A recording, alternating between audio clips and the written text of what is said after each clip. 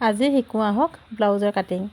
এইটো 38 সাইজ ব্লাউজৰ pharma cutting আৰু এইটো হৈছে পিঠিৰ সাইডটো, এইটো হৈছে আগফালৰ সাইডটো আৰু এইটো হৈছে ব্ৰা কাট, এইটো হৈছে ব্ৰা কাটৰ সেকেন্ড পাৰ্টটো আৰু এইখন হৈছে হাতখন আৰু এইটো হৈছে বেল্টৰ পিচটো। প্ৰথমে ইনাৰ কাপোৰটোতে ব্লাউজ কাটিংটো কৰি ল'ম আৰু কাপোৰখন দেখিছেনে এনেকৈ দুজাপ কৰি ল'ব আৰু যিটো বন্ধ সাইড থাকে বন্ধ সাইডটো নিজৰ গাফালে দি ল'ব। এতিয়া প্ৰথমে পিঠিৰ সাইডটো কাটি ল'ম আৰু পিঠিৰ যে এই ৰাউণ্ড শেপটো দেখিছে এই ৰাউণ্ড শেপটো কাপোৰটোৰ বন্ধ সাইডে এনেকৈ দি লৈছোঁ। আপোনালোকে যদি ফাৰ্মা কাটিঙৰ ভিডিঅ'টো চাব বিচাৰে তেনেহ'লে মোৰ ফেচবুক পেজতে গৈ চাব পাৰিব। এতিয়া দেখিছেনে বাকীখিনিও মই এনেকৈ কাপোৰখনত পাৰি লৈ আঁকি লৈছোঁ। বেল্টৰ কাপোৰটো অকণমান মই বহাই ৰাখিছোঁ। নতুনকৈ ব্লাউজ চিলাবলৈ শিকাসকলক কৈছোঁ আপোনালোকে প্ৰথমে সদায় ইনাৰ কাপোৰটোত ব্লাউজ কাটিংটো কৰি ল'ব, কিয়নো কেতিয়াবা যদি ভুল হৈও যায় তেতিয়া কোনো ভয় কৰিবলগীয়া কাৰণ নাথাকে। যদি চিধাই ব্লাউজ পিচটোতে ব্লাউজ কাটিংটো কৰি দিয়ে কেতিয়াবা যদি ভুল হৈও যায় তেতিয়া বাৰু কি কৰিব আপোনালোকে, সেইকাৰণে কৈছোঁ সদায় ইনাৰ কাপোৰটোত ব্লাউজ কাটিংটো কৰি ল'ব। ইয়াতে মই কথা এটা কওঁ, বহুতে মোক ফাৰ্মা বিচাৰি থাকে। আচলতে ফাৰ্মা ব্যৱহাৰ কৰি আপোনালোকে এটা পাৰফেক্ট ব্লাউজ কেতিয়াও চিলাব নোৱাৰে যদিহে মানুহগৰাকী গাৰ জোখটো লৈ নলয়। মই যে এতিয়া ফাৰ্মা ব্যৱহাৰ কৰি এই ব্লাউজটো কাটি আছোঁ, যিগৰাকী মানুহে মোক ব্লাউজটো চিলাবলৈ দিছিলে তেওঁৰ জোখতে মই ফাৰ্মাটো কাটি লৈছিলোঁ। আচলতে ভিডিঅ' বনাবৰ কাৰণে মই ফাৰ্মাটো কাটি লৈছিলোঁ, নহ'লেতো চিধাই মই কাপোৰতে বাৰু কাটি দিওঁ। আৰু আপোনালোকে সদায় ব্লাউজ চিলালে ফাৰ্মাটোৰ ওপৰত বেছি ভৰসা কৰি নাথাকিব, মানুহগৰাকী গাৰ জোখটো লৈহে ব্লাউজটো কাটিব, কাৰণ তেতিয়াহে ব্লাউজটো পিন্ধিবলৈ ভাল পাব। এতিয়া হাতখন কাটিছোঁ, হাতখনৰ দিশটো দিছোঁ 10 ইঞ্চি আৰু ছাইডলৈ 1 ইঞ্চি বহাই লৈছোঁ আৰু এইফালেও 1 ইঞ্চি বহাই লৈছোঁ। হাতখন আচলতে অকণমান সৰু হয় সেইকাৰণে অলপ বহাই ল'বলগীয়া হৈছে আৰু এইখন হাতে মই প্ৰতিটো ছাইজৰে ব্লাউজ চিলাওঁ।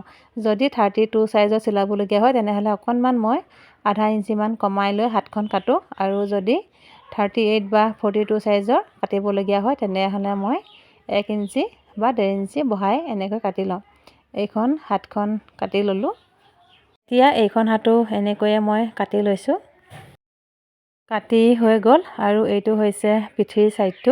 নতুনকৈ ব্লাউজ চিলাবলৈ শিকিলে আচলতে এইখিনিতে বহুত বেছি ভুল হয়।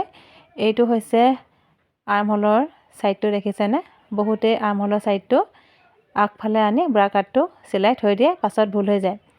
সেইকাৰণে সদায় ব্লাউজটো চিলোৱাৰ আগত এনেকৈ ইনাৰ কাপোৰখিনি পাৰি ল'ব আৰু দেখিছেনে এটা ৰাউণ্ড শ্বেপ হৈ গৈছে, এইটো ৰাউণ্ড শ্বেপটো এইটো সদায় আগফালে হয়। ইয়াতে ব্ৰা কাটটো চিলাব লাগিব আৰু এইটো হৈছে দেখিছেনে ব্ৰা কাটটো। ব্ৰা কাটটো এনেকৈ মিলাই ল'ব, দেখিছেনে ব্ৰা কাটটো ধুনীয়াকৈ ৰাউণ্ড শ্বেপটো ওপৰলৈ আছে আৰু এনেকৈয়ে ব্ৰা কাটটো মিলাই ল'ব। আৰ্মহোলৰ শ্বেপটো আৰু এই শ্বেপটো সদায় মনত ৰাখিব। দেখিছেনে ৰাউণ্ড শ্বেপটো ধুনীয়াকৈ মিলি গৈছে। এতিয়া ব্ৰা কাটৰ সেকেন্ড পাৰ্টটো চাওক, এনেকৈ জাপি চাব আৰু যিটো অকণমান ঠেক ছাইড থাকে যে সেই ঠেক ছাইডটো সদায় শুকপতিৰ ছাইডে হ'ব। দেখিছেনে একদম পোনকৈ এনেকৈ মিলি গৈছে আৰু ৰাউণ্ড শ্বেপটো গাৰ ফালে আছে।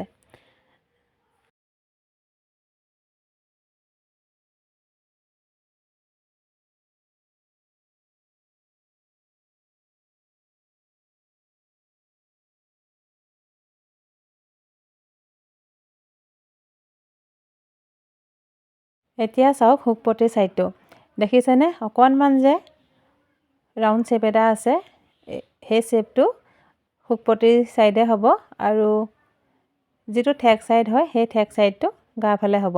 এতিয়া হাতখন মন কৰিব, অকণমান যে দকৈ কটা দেখিছে সেই কটা ছাইডটো ব্লাউজটো আগফালৰ ছাইডে হ'ব।